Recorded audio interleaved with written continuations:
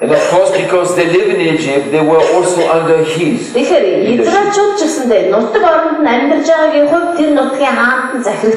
what about the leadership inside the people of Israel?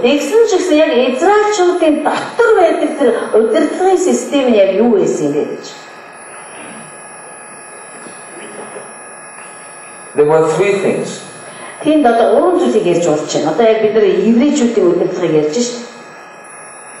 No, there were two things. Okay, number one. Okay, they had elders.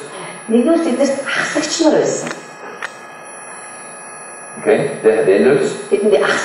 That's why when Moses came back from Sinai, he had to meet the elders of the people.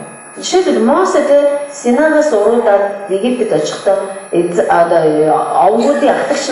was not Egyptian elders, it was Jewish elders.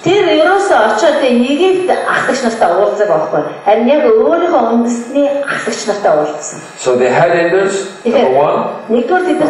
Number two, they had slave masters.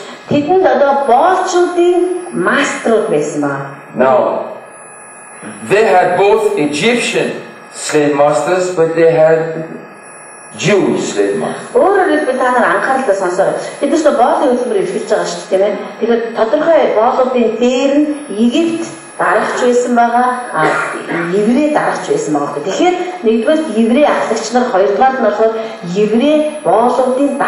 Okay, so among themselves, they had some people who upgraded in the system, the Egyptian system. And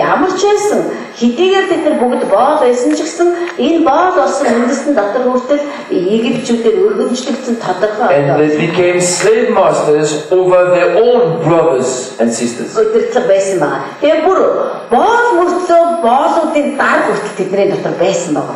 they represented not the elders, not the God of Israel, but they represented Pharaoh to their brothers.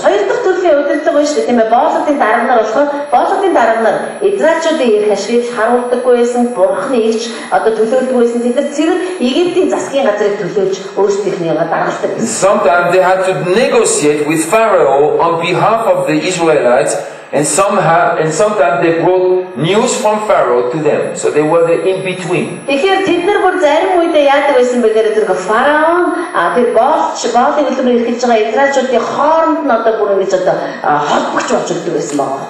Фараоны хийснийг одоо боолчуудад хэлчихдэг. Боолууд дотор юу болж байгаа тийш нэрэж хэлж өгдөг. Холбогч нь болж өндөр өгдөг. Okay, you get the picture? Ойлгосон та нар тийм they had elders and they had slave masters. За тэгэхээр нэгдүгээр тэд багслагч байлаа, хоёрдугаарт нь боолуудын дарга нар гэж байлаа. The elder thing was a Jewish culture thing. За тэгэхээр еврей ахлагч нарын үед бол еврейн ёс заншил хууль дүрм дээр их анхаардаг байсан. And the slave master thing was an Egyptian thing. Харин Египт биш боолын ахлагч нарын үед бол тэдний хувьд Египтийн эрх ашиг гэдэг зүйл байдаг гэсэн байгаа байхгүй юу? Ойлгож байгаа юм уу? За.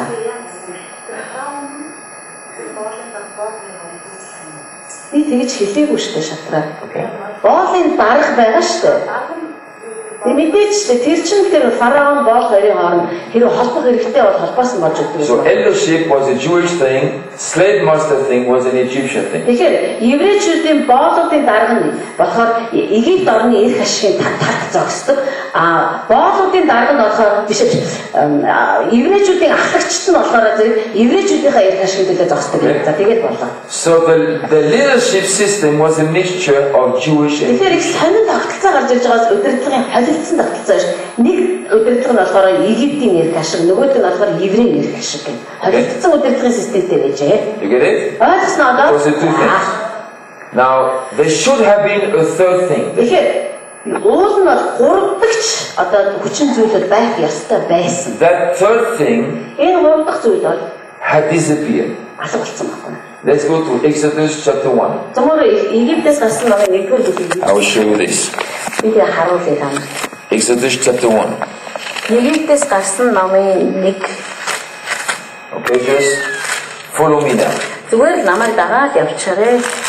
Even if you don't understand the point yet, you will understand the point. Тийм гол санаагийн барьж аваагүй ч гэсэн зүгээр шүү сая явж идэх болно. Before we go to the break, you will understand the point. Ямар ч гэсэн завсарлага болохоос өмнө бид нар заавал ойлгох. Okay? За. Exodus chapter 1. За Египтээс гарсан нэг from verse 1. Now these are the names of the children of Israel who came to Egypt. Each man and his household came with Jacob. Reuben, Simeon, Levi, Judah, Issachar, Zebulun, Benjamin, Dan, Naphtali, Gad, and Asher. All those who were descendants of Jacob were 70 persons, for Joseph was in Egypt already. Read that. Okay. Би нэрээс ихтэй дууштай. Өөрсдийн гэрээсийг дагуулж Яаковтай хамт Египтэд очсон Израилийн хүүгүүдийн нэрс гэвэл Рюбен, Симеон, Лева, Юда, Исахар, Зебулун, Беньямин, Дан, Нафтал, Гад, Ашер юм. Яаковын үр удам бүгд 70 хүн байв. Харин Йосеф Египтэд байсан. Alright? Ойлгосноо? So when they came to Egypt many years ago, Тэгэхээр бид нар Египтэд олон жилийн өмнө ирсэн байна. Jacob came and his 11 sons came with him. Яаков өөрийн 11 хүүгээ дагуулаад Because the 12th son was Joseph, he was there already. ирсэн байгаа. 12 дахь хүн яасан бэгээр Египтэд хизээ очсон байсан. They were the fathers Тэд нар эцгүүд байсан. of the nation. Үндэсний эцгүүд байсан шүү. 11 12 чинь. When God called Abraham, Авраамыг бурхан дуудахад God said to Abraham, бурхан Авраамд ингэж хэлсэн. come and follow me, Над руу ил намайг даг. and I will make you a father of nations. Би чамайг үндэстнүүдийн эцэг болгоё гэж хэлсэн байна. God spoke to Sarah Бурхан Сарад and хэлсэн. said to her, Түүнд ингэж хэлсэн байна. I will make you the mother of nations. Би чамайг үндэстнүүдийн их болгоно. Will be a queen. Чи хатан хаа. Out of your kings and queens and princes will be born. Чамаас хаадууд, хатан хаадууд, гүнж нар төрнө гэж. They were not called to become pharaohs, they were called to become fathers. Тэд нар фараонууд гэж нэрлэхгүй, тэд нар эцгүүд гэж нэрлэгдэх болно. Now follow me. Зөвхөн намайг дагаарай. Isaac should also be a father. Исаак ч гэсэндээ эцэг байсан. Jacob was called to be a father too. Яаков ч гэсэн эцэг байхаар дуудагдсан. The 12 sons of Jacob Яаковын 12 хүү were called to become the fathers of the nation. үндэсний эцгүүд байхаар дуудагдсан байгаа 12 хүн. Amen? Амен. And every father should have a tribe. Тэгэхээр 12 эцэг болгон доороо яасан гэхээр овогтой байх ёстой. So the nation of Israel was made of 12 tribes. Тэгэхээр Израиль үндэст нь 12 овгоос бүрддэг. And every tribe had a father. Бүх овг болгон дээр тэргүүлэгч буюу овгийн эцэг байсан ба. Not a pharaoh, Ямар ч фараон биш, not a slave master, ямар ч боолын дарга биш, but a father. харин эцэг байсан. Are you catching this? Одоо ойлгож байгаа юм тийм ээ? Now let's read the next verse. Дараагийн ишлэлийг харцгаая. Verse 6. 6 дугаар ишлэл. And Joseph died, and all his brothers, and all that generation. Йосеф түүний ах дүү нар болон тэр үеийнхэн бүгд нас барав. But the children of Israel were fruitful and increased abundantly. Гэвч Израилийн хүүгүүд өссөн улам үржин олширч гэж байна. Alright? Now this verse is very interesting. За энэ 6 дугаар ишлэлчд үнэхээр захтан дуусан ишлэл байгаа юм да. Maybe you hear nothing in this. Та магадгүй та энийг өшөө юу ч олж сонсохгүй болно. But maybe you begin to hear something. Эсвэл бүр ямар нэг юм сонсож эхэлж болно.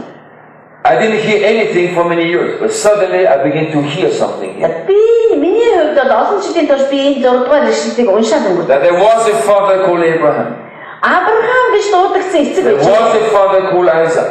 Исаак гэж нэртэй аав байж. There was a father called Jacob. Яаков гэж нэртэй эцэг байж. And God was the God of Abraham, Isaac, and Jacob. And бурхан өөрөө Авраам, Исаак, Яаковын бурхан гэж нэрлэгдсэн. And God the Father called them to become fathers. Тэгээд тэр эцгүүдийн бурхан тэднийг эцгүүд байхаар дуудсан байна. For their descendants, Тэдний үр удам нь for their children, children's children, etc. тэдний хүүхдүүдийн Even fathers for nations. тэднэр хүртэл үндэстнүүдийн эцэг байхаар. When they came to Egypt, Тэгээд тэд нар Египтэд ирсэн. Jacob came with the 11, Joseph was there already. 12 дахь хүү Йосеф нар хэзээний байсан учраас Яаков 11-гээ дагуулдаг байна. Joseph became almost a father for Egypt. Йосеф бараг л Египтэд эцэг болсон There байсан. was a Pharaoh